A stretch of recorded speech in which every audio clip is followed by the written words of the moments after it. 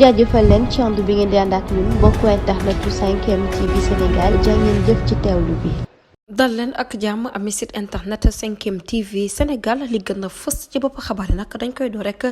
ci wàllu Ousmane Sonko avocat bi di maître Laurent Fuma ngay sàkku rek ci ki nga xamante ne moom mooy Antonio Guterres nekk secrétaire général bu l'ONU moom maître Laurent Fuma di avocat Ousmane Sonko bokk ci leader opposition bu sénégalais bi la mu dal di xam ne rek mu ngay officialiser nag ba noppi rek di interpeller Antonio Guterres secrétaire général des Nations Unies ci démarche bi nga xamante ne rek moom moo am ginnaaw rek bi ñu gàntalee jox ki nga xamante ne nag moom mooy Ousmane Sonko fichier électoral ba noppi rek dugal ko ci administration bu sénégalaise jamono ji nag la muy sàkku rek mooy la tukkee nag ci décision justice yi fa ca tribunal grande instance bu Ziguinchor ak bu Ndakaaru mi nga xamante ne rek dafa sàkku woon ñu dugal kii di Ousmane Sonko ci liste électorale yi ngir mu doon candidat moom nag maître Laurent Fuma ngay sàkku rek yooyu le dogal nag ñu daal di koy jëfee ci nu mu gën a gaawee ndax mbir mu nu mel mérité wul benn yoon xaar di kat yi nga xamante ne rek kii di maître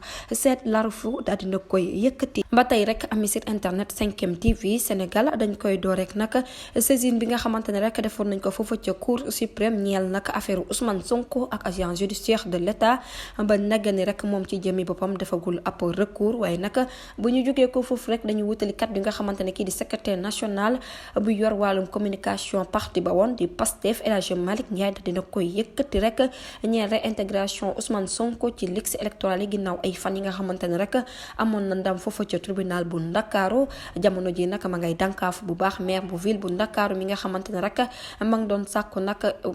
ma ngay dànkaafu bu baax maire de ville bu Ndakaaru di laaj nag ba noppi rek ñu dugal kii di Ousmane Sonko nag ci liste électorale yi ci nu mu gën a gaawee ndax mbir mu nu mel gis na ne sax jarul ñu koy yàggal ak baaral jarul sax laam-laamee ndax kii di Ousmane Sonko nag mu neex mu naqari par la force doole mbaam day doon candidat ci joŋante présidentielle doon ma ci atum 2024 di kat yi nga xamante ne kii di El Hadji Malick Ndiaye daal dina koy yëkkati moom nag la mu daal di xam ne jamono ji képp koo xamante ne rek ab juriste nga di yeewoo ci biir réew mi décision yi tukkee ci yooyu les tribunaux nag te ñu jox ndam kii di Ousmane Sonko kon nag amul leen luñ ci xaliyaar nañu ko jëfee rek bu ñu bëggee jàmm ci biir réew mi di kat yi nga xamante ne kii di El Hadji Malick Ndiaye daal dina koy yëkkati ba tey rek mu yëkkati comme kaddu ay question nee na nag ba xam dañuy seetaan rek ki nga xamante ne nag moom moo fi nekk jëwriñ bu